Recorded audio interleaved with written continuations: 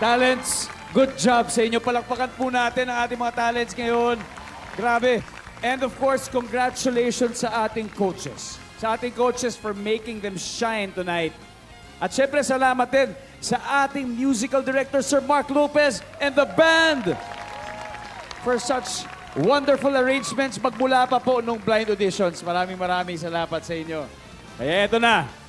Pagkatapos ng mainit na tapatan ngayong gabi, it's time to hear your decision. Coach Julie. Kinakabahan ako. Whew. Actually, before ko pa mag-decide at bago pa magsimula yung araw na to, there's been a lump in my throat. Kasi hindi ko alam kung tama ba yung magiging decision ko, pero pinagdasal ko siya. I just want to say that I'm so proud of you. Both of you, Aliana and Mama Land. Whatever happens, sana hindi mawala yung bond natin. And I know that we've already built a relationship. I'm so proud of you guys. Kasi hindi rin biro yung pinagdaanan natin together. And nasubaybayan ko yung journey ninyo. So, mahirap. Actually, mahirap. Ang hirap mag-decide, ang hirap mag-compromise, and to sacrifice one.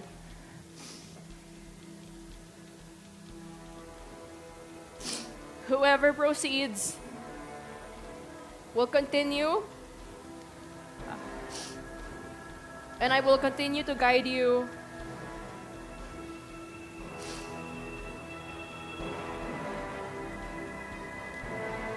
Mama Land.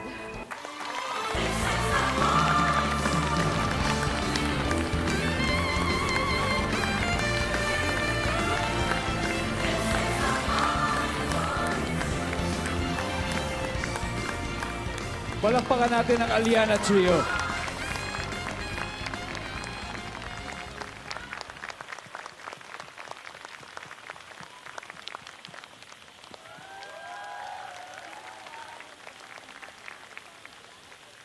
And once again, of course, congratulations sa Mama Land. Pasok kayo. Dalawang grupo mula sa team mo ang naghihintay sa sasabihin mo, Coach Tel. It is your turn. Una-una po sa lahat, gusto ko magpasalamat sa napakagandang pagkakataon na to na nakilala ko kayong dalawang great artist. Hindi ako sure kung may natutunan kayo sa akin, pero masasabi ko na meron akong natutunan sa inyo parehas. Always remember na sobrang grateful ako and sobrang blessed ako, sobrang honored and super happy na kahit papano naging parte ako ng buhay nyo, naging coach ako sa inyo. And sana kahit matapos man ang journey nyo dito sa The Voice, sana huwag kayong mawala ng pag-asa na tumuloy pa at hanapin nyo kung sino kayo at hanapin nyo kung ano ang nagpapasaya pa sa inyo. Maraming salamat po talaga dahil tinanggap nyo po ang hamon ko sa inyo. I know, parehas kayong na-challenge for the battles, but isa talaga yung masasabi kong super prepared for the battles. Kung magiging honest ako, yun talaga.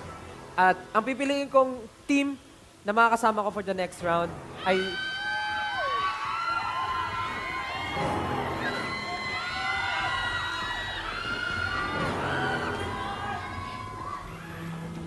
Four tenors.